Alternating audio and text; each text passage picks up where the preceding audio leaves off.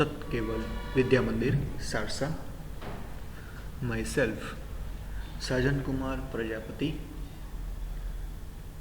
from સતકેવલ Vidya Mandir, class 11 science, subject physics,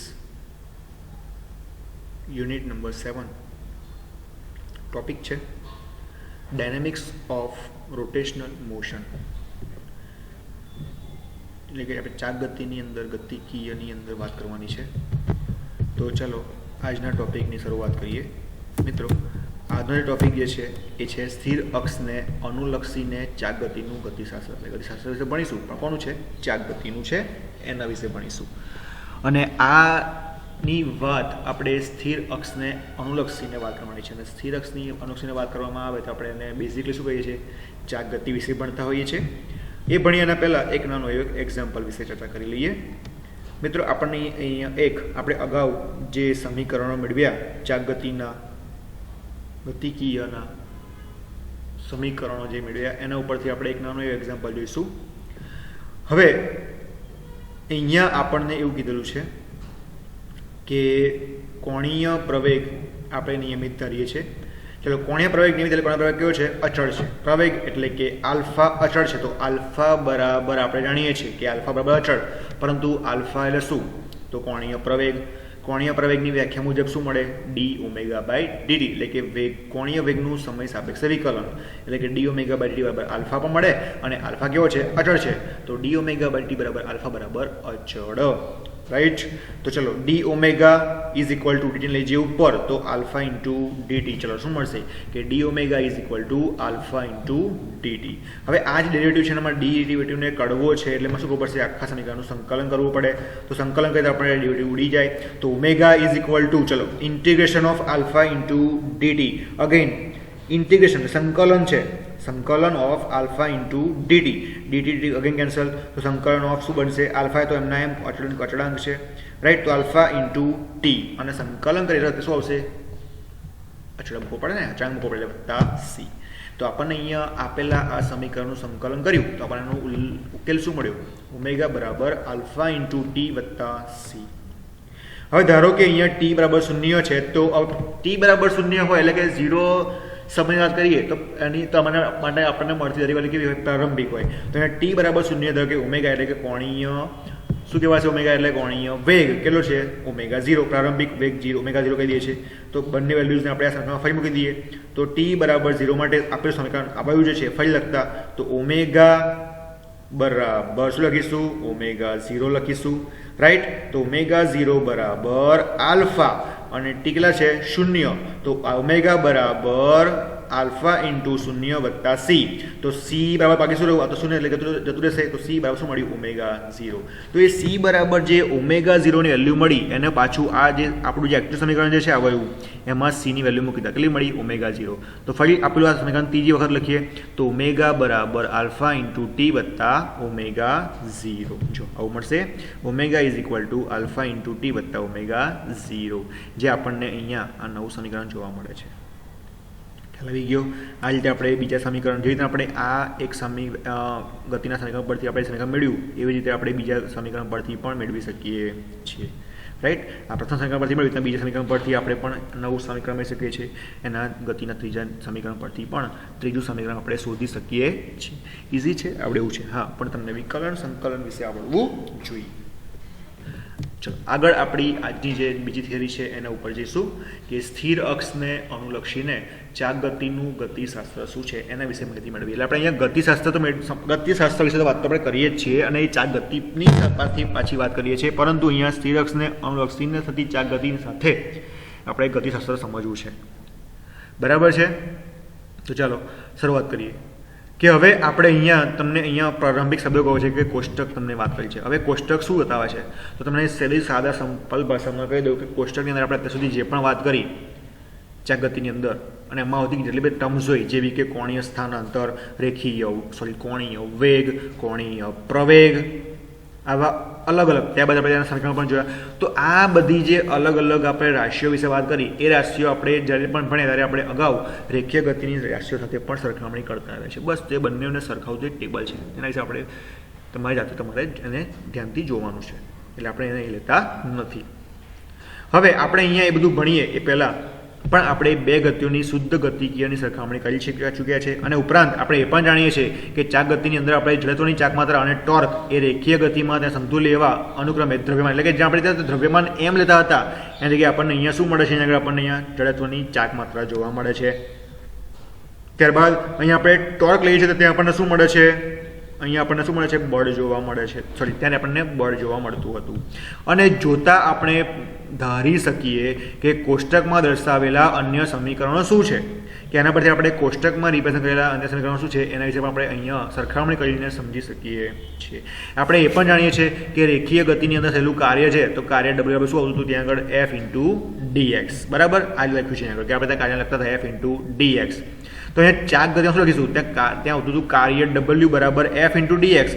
તો ચાક ગતિમાં હતું કાર્ય આપણે શું લખીશું, F જગ્યાએ શું આવશે, બળ જગ્યાએ ટોર્ક ટાઉ આવી જશે, અને અંતર x આપણે શું આવી જશે, થીટા આવી જશે, એટલે ટાઉ × dθ થવું જોઈએ. દેટ મીન્સ કે અહીંયા જે dx છે એ d થીટાને સમતુલ્ય છે, અહીંયા જે બળ F છે એ ટાઉને સમતુલ્ય છે, જે આપણે પહેલેથી જાણીએ છીએ. ત્યાં છતાં જરૂરી એ છે કે આ સંગતતા જે આપણે જોઈ એ નક્કર ગતિશીલ વિચારણા ઉપર સ્થાપિત થયેલી છે, એટલે ચોક્કસ અવસ્થાઓ માટે આપણે જોઈએ છે. આમ આપણે હવે આમ જ કરવા જઈ રહ્યા છે કે પ્રારંભ કરીએ તે પહેલાં આપણે એક સરળીકરણ નોંધીએ કે સ્થિર અક્ષને અનુલક્ષીને અહીંયા વાત કરવાની છે, અને આના કિસ્સામાં ચાક ગતિની વાત કરવાની છે. તો સ્થિર અક્ષ હોવાથી આપણી ચર્ચામાં ટોર્કના માત્ર જે ઘટકો સ્થિર અક્ષની દિશામાં છે તેને ધ્યાનમાં લેવાના છે, બાકી બધા કોઈ જ ઘટકોને ધ્યાનમાં લેવાના નથી. એટલે કે સ્થિર અક્ષ સાપેક્ષે જે ટોર્કના ઘટકો મળશે એ જ આપણે ધ્યાનમાં લઈશું. ફક્ત આ ઘટકો જ પદાર્થને અક્ષની સાપેક્ષે શું કરશે, કારણ કે ટોર્ક જ આપેલા પદાર્થના કણ શું કરશે, ભ્રમણ કરાવશે. માટે આપણે ટોર્કના અનુલક્ષીને વાત કરવાની છે, બીજા કોઈ વધારાના શબ્દો વાત કરવાની નથી. પરિભ્રમણના અક્ષને લંબ રહેલો ટોર્કનો ઘટક અક્ષને તેના સ્થાનથી ફેરવો, એટલે કે પરિભ્રમણ જ્યારે થશે અને એ પરિભ્રમણ આપેલા અક્ષને કેવું થવાનું, ઓબ્વિયસલી આપણે જ્યારે મેં કહ્યું એમ કે આપણે હંમેશા જ આપણે સ્ટાર્ટિંગની જે પહેલી આપણી આકૃતિ છે એને આપણે ધ્યાનમાં લેવાની છે. લાઈક તમે બતાવું કે આવી કંઈક આપણને જોવા મળતી હતી, આવી સ્થિર અક્ષ અને આપણે એ ભ્રમણ કરતા હતા, રાઈટ, અને એને આપણે કહેતા હતા ચાક ગતિ, શુદ્ધ ગતિકીય ગતિ. હવે અહીંયા આપણે એવું કહીએ છીએ કે આના ઉપરથી કે જ્યારે આપણે પરિભ્રમણ કરાવીશું તે કેવું હશે, બે સ્થિર અક્ષને લંબ હશે અને કોણ કરાવશે, ટોર્કનો કોઈ ઘટક કરાવતો હશે. તો અહીંયા એ જ લાઈન થોડી અલગ રીતે લખેલી છે કે પરિભ્રમણના અક્ષને લંબ રહેલો ટોર્કનો ઘટક અક્ષને તેના સ્થાનેથી ફેરવો. આપણે વિશેષ રૂપે ધારીએ છીએ કે ટોર્ક જે લગાવીશું એ ટોર્ક કેવું હશે, આપેલા અક્ષને લંબ હશે, માટે જરૂરી બળની ચાક માત્રા જોવા મળશે. કારણ કે અંતર સાથે જેટલું ટોર્ક આવીશું એટલું કોઈક અંતર બદલાશે, અને ટોર્ક અને અંતર મળે તો શું કહેવાય, ચાક માત્રા કહેવાશે, જેથી અક્ષની સ્થિર સ્થિતિ જળવાઈ રહેશે. એટલે અક્ષની જે સ્થિર સ્થિતિ છે એ કેવી રહેશે, ત્યાં ને ત્યાં જ થશે. તો બધું લંબ પણ આપણને અક્ષી મળશે, સ્થિર જોવા મળશે. આમ ટોર્ક જે લંબ ઘટકો છે એને ધ્યાનમાં લેવાની જરૂર છે નહીં. આનો અર્થ એ થયો કે દ્રવ પદાર્થ પર ટોર્કની અસરો આપણે વાત કરીએ તો નંબર 1 કે આપણે માત્ર તે બળને ધ્યાનમાં લેવાની જરૂર છે કે જે અક્ષના લંબ સમતલમાં આવેલા હોય. એટલે કે આપણે જ્યારે ટોર્ક લગાડીએ છીએ, ટોર્ક લગાડતા જે આપણે ગતિ કરાવીએ છીએ એ દરમિયાન જે અક્ષના લંબ સમતલ જે જોવા મળશે એ લંબ સમતલની અંદરના જ માહિતી મેળવીશું, બીજી કોઈ જ માહિતી લેવાની જરૂર છે નહીં. આમ જે બળો અક્ષને સમાંતર છે એને તો અક્ષને લંબ ટોર્ક આપવામાં આવશે અને તેમને ધ્યાનમાં લેવાની જરૂર છે નહીં. મતલબ કે આપેલા બળો આપેલી જે અક્ષને સમાંતર બળો જોવા મળે એને આપણે ચર્ચા કરવાની જ નથી, માત્ર ને માત્ર તેના લંબ ઘટકોની ચર્ચા કરવાની છે, એવું આપણે પહેલા કિસ્સામાં અહીંયા કહીએ છીએ. જે સેકન્ડ કિસ્સો છે એમાં શું કહીશું કે આપણે સ્થાન સદિશોના માત્ર ને માત્ર, એટલે કે જે અંતર થશે ટોર્ક લગાડતા જે આપેલો પદાર્થ, જે આપેલો કણ જે અંતરમાં જે ફેરફાર લાવશે એ સ્થાન સદિશોના માત્ર ને માત્ર તે ઘટકો ધ્યાનમાં લેવાની જરૂર છે જે આપેલા અક્ષને કેવા હોય, લંબ. ઓબ્વિયસલી આ અક્ષ હોય અને અહીંથી કોઈ ઘટક આપેલા અક્ષ ઉપર ઘટક અહીંયા હોય તો ગતિ કરતો વર્તુળાકાર ગતિ કરતો જોવા મળે તો એ ઘટકો પણ એને કેવા હશે, આ સ્થિર અક્ષને કેવા હશે, લંબ જ હશે. Got it? ઓકે. હવે આવું જો ટોર્ક લગાડવામાં આવે તો આવું ટોર્ક લગાડતા હોય તો પદાર્થ પર થયેલું કાર્ય કેવું છે તો સમજવા માટે આપણે એ જ વસ્તુને આપણે અહીંયા બીજી એક આકૃતિ દ્વારા અહીંયા આપણને સમજાવેલી છે. જો જોઈએ કે અહીંયા આપણે એક સ્થિર અક્ષને અનુલક્ષીને ભ્રમણ કરતો એક દ્રવ પદાર્થ છે. હવે દ્રવ પદાર્થ શું છે આગળ ના હોય તો ફરીથી આગળ જાઓ અને દ્રવ પદાર્થ સંતુલનની જે થિયરી ભણ્યા છે એને ફરીથી રિપીટેશન કરી દો. એક દ્રવ પદાર્થ છે એના ઉપર લાગતું ધારો કે બળ કેટલું છે, F1 છે. આ એક દ્રવ પદાર્થ છે એના ઉપર લાગતું બળ કેટલું છે, ધારો કે F1 છે. હવે F1 પર લગાવીશું તો આ પદાર્થ જે છે એ આપેલો આ કણ ધારો કે તમને એક સ્થાન આપીશું P1, પછી પાછું આગળ જાય છે P1 ડેશ જોવા મળશે, એમ આગળ P2 ડેશ, P3 ડેશ, એટલે આપણને એક વર્તુળાકાર પથ જોવા મળશે. અને આ વર્તુળાકાર પથ જોવા મળશે એ કોઈ સાપેક્ષ હશે? આપેલી આ અક્ષના કોઈ મધ્યમ સાપેક્ષ અથવા જે મધ્યમ કયું છે સી કયું છે આપણે. તો સીથી ધારો કે ધારો કે જ્યારે P1 સ્થાન પર હોય, જો આપણે એની ફરી રિપીટેશન કરવામાં થોડું જુદું છે એનું એ જ. તો સીથી આ P1 જે આપણને અહીંયા જે અંતર મળ્યું એ અંતર શું કહેવાશે? કોણનું સ્થાનાંતર કહેવામાં આવે. શું કહેવામાં આવે? સ્થાનાંતર. બરાબર છે. જે આપણને હવે આ દરમિયાન જો કણ અહીંથી Pથી P1 સુધી પહોંચ્યો છે, ક્યાં પહોંચ્યો છે? P1 સુધી પહોંચ્યો છે. ત્યારે આપણને ધારો આ આપેલા આ બિંદુની સાપેક્ષ આપણને એક ચાપ જોવા મળ્યો, કારણ કે અહીંથી પણ અંતર લેવામાં આવે તો આપણને એક અંતર ચાપના રૂપે અંતર જોવા મળ્યું. રાઈટ. અને તમે આવું કંઈક આપણે જ્યારે માહિતી મેળવી હતી નંબર 2ની અંદર એકમો વિશે, ત્યારે આપણે અહીંયા 2 નવા એકમોની રાશિ ભણ્યા હતા. તમને યાદ હોય સમતલકોણ ઘનકોણ, એમાં આપણે આવું જ કંઈક ભણ્યા હતા. બરાબર છે. ચાપ P1 P જ્યારે ત્યાં પણ આપણે એને અંતર કોણીય અંતર લેતા હતા. બરાબર. મેં કહેલું છે P1 P1 રાઈટ. જે આપેલા આ કણનું શું બતાવે છે? આની સાપેક્ષ એટલે કે સીની એટલે બધે બિંદુ સાપેક્ષ સ્થાનાંતર કેવું? કોણીય સ્થાનાંતર બતાવે છે. Got it? જો ધ્યાનથી જો ખ્યાલ આવી જાય એવું છે. બરાબર છે. આમ આપણે આના ઉપરથી કહી શકીએ કે ધારો કે અહીંયા જે આપણે વાત કરી છે એક્સ અક્ષ અને વાય અક્ષ સમતલની અંદર આપણે આ બધી વસ્તુઓની ચર્ચા કરીએ છીએ. હવે ધારો કે આપણે જે આ આકૃતિની ચર્ચા કરી એ આકૃતિની સાપેક્ષે વાત કરીએ તો અહીંયા જે સ્થિર અક્ષ છે જેને આપણે ઝેડ અક્ષ તરીકે લઈ શકીએ, કે આપણે જે સ્થિર અક્ષ બતાવી છે, ધારો કે અહીંયા મેં એક સ્થિર અક્ષ બતાવું છું તો એ અક્ષ શું લઈશ? ઝેડ અક્ષ તરીકે લઈ શકું છું. જે પૃષ્ઠના સમતલને લંબ હશે. જે પૃષ્ઠ સમતલ ધારો કે તમે અહીંયા તમે જોઈ રહ્યા છો, તમારું આ જે દેખાઈ રહ્યું છે આ એક પૃષ્ઠ છે, તો પૃષ્ઠના લંબ એટલે કેવું હશે? આ દિશામાં. આમ કરીએ તો આમની ટાઈમ બહાર આવતું હોય અને આમ કરીએ તો આમ અંદર જતું હોય. એ આપેલા પૃષ્ઠને કેવું કહેવાય? લંબ કહેવાય. તેને અનુલક્ષીને ચાક ગતિ કરતા એક દ્રવ પદાર્થનો આડછેદ બતાવ્યો છે, જે આપણે ઉપર દર્શાવ્યો એ જ રીતે આપણે દર્શાવી શકીએ. અને એના જેવી જ આપણે એ જ સેમ ચર્ચા અહીંયા કરવાની છે કે માત્ર ને માત્ર એવા જ ઘટકો ધ્યાનમાં લેવાના કે જે કેવા હોય? આપેલા અક્ષને લંબ હોય. જો અહીંયા ફરી લખ્યું છે કે ઉપર જણાવ્યા મુજબ આપણે માત્ર તે જ બળોને ધ્યાનમાં લેવાની જરૂર છે કે જે અક્ષના લંબ સમતલમાં હોય. ધારો કે આવું કોઈ બળ F1 છે અને જે દર્શાવ્યા પ્રમાણે આ પદાર્થના બિંદુ P1 પરના કણ પર લાગે છે. ધારો કે એવું પણ F1 છે જે આપેલા P1 પર લાગે છે, જે આપણે બતાવ્યું છે સ્પર્શક દિશા તરફ. બરાબર. જેનો આપેલા આ બિંદુની સાપેક્ષની જે અક્ષ છે સાથે ધારો કે α1 કોણ બનાવે છે. હવે અહીં ધ્યાનથી જોવાનું છે કે P1 પર બળ લાગ્યું શું થવાનું? કાર્ય થવાનું. તો કાર્યરેખા કઈ હશે? આપેલા અક્ષને લંબ સમતલમાં જ હશે. એની ઓબ્વિયસલી સમતલ જ્યાં બળ લાગે છે તો પોતે લંબ સમતલમાં છે, તો પછી કાર્ય પણ ક્યાં હોવાનું? એ લંબ સમતલમાં જ હોવાનું છે. અને સરળતા ખાતર આપણે એ સમતલ શું કહીએ છીએ? x dash y dash. મેં કહ્યું એમ પ્રારંભમાં બોલ્યો કે આપણે અહીંયા જે સમતલ છે કયું છે? x ડેશ y ડેશ છે. Got it? આમ P1 પરનો કણ જે મળ્યો એ કણ R1 ત્રિજ્યાનો વર્તુળાકાર પથ બનાવશે. મેં કીધું એમ ચાપ બનશે ને, આ જોઈ શકો છો અહીંથી આ બિંદુથી આપણે કયું બનાવે છે અંતર? તો C થી P1 એને શું કહીએ છીએ? R1 કહીએ છીએ. શું કહીએ છીએ?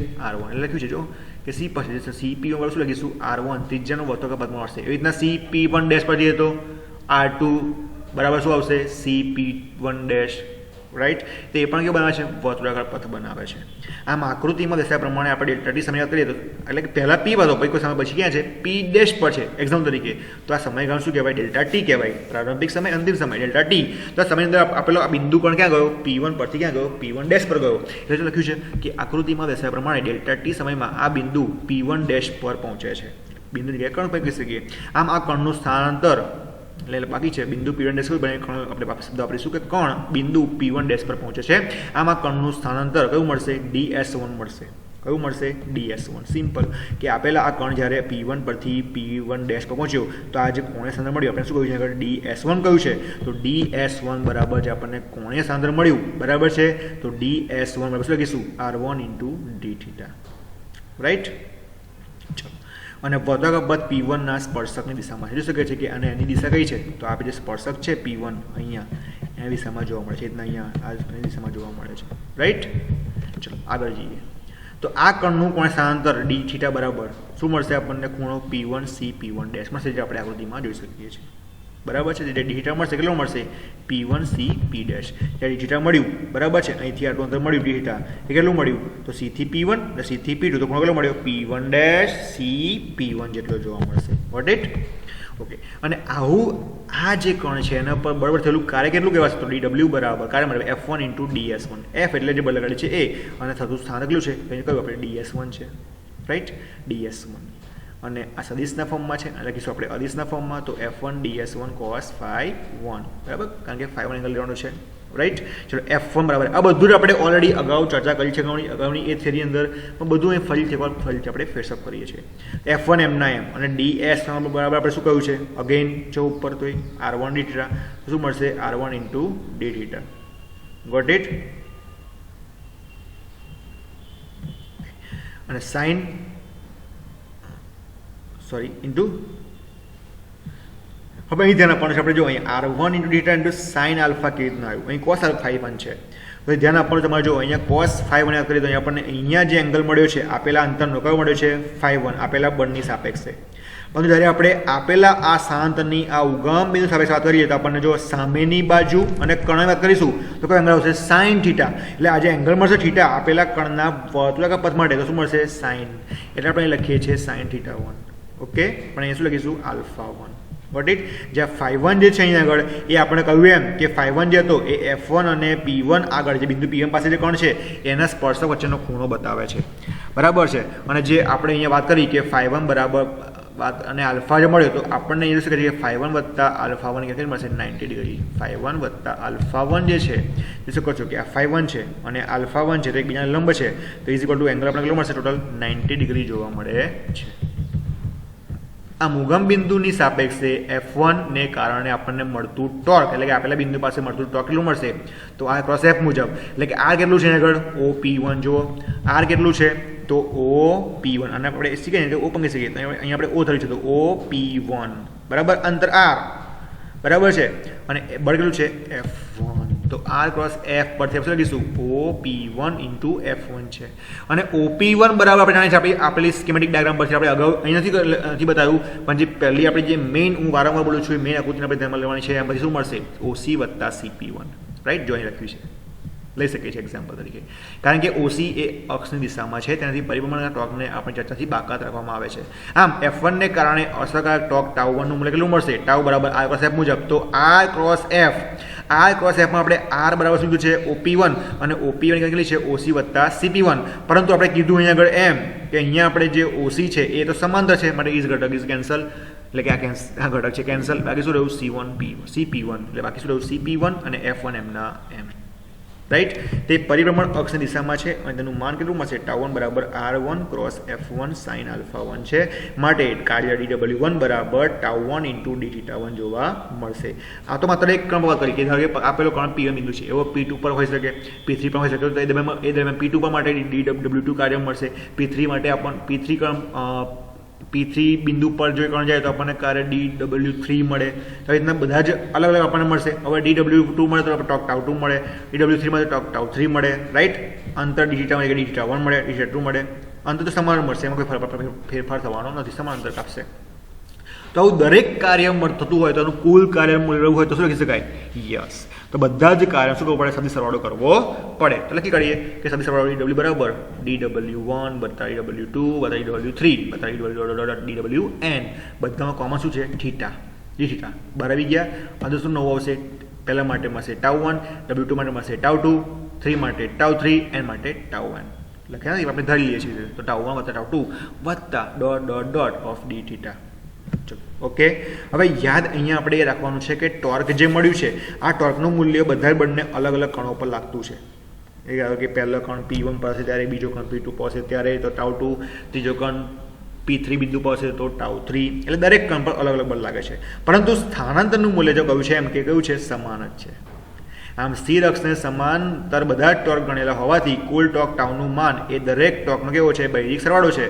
દરેક ટોર્કનો બૈજિક સરવાળો લખી શકે કે તો ટાઉ બરાબર ટાઉ1 વત્તા ટાઉ2 વત્તા ટાઉn, તો શું છે ટાઉ ઇન્ટુ ડી થીટા. તો કુલ કાર્ય dw બરાબર ટાઉ ઇન્ટુ ડી થીટા જોવા મળે છે. આમ આ સૂત્ર અક્ષને અનુલક્ષીને ચાક ગતિ થઈને તો ટાઉ મળે, અંદર થીટા મળ્યું. ચાક ગતિ કરતા પદાર્થ પર લાગતા કુલ ટોર્ક વડે જ જોવા મળે છે, જે આપણને કાર્ય આપે છે. જે રેખીય ગતિ સમીકરણ ત્યાં કરો, રેખીય ગતિમાં શું હતું, કાર્ય w બરાબર f ઇન્ટુ ds. ચલો જો આવી ગયું, w બરાબર તો w લખીએ છીએ, f બરાબર શું આવશે, ટાઉ આવી ગયો, અને ds બરાબર શું આવી ગયું, d થીટા આવી ગયું. જે સામે તો ધરાવે છે, જે આપણે સ્વાભાવિક અગાઉ ચર્ચા કરી તેમ અહીંયા પણ જોવા મળે છે. ચલો ખ્યાલ આવે છે, ઓકે.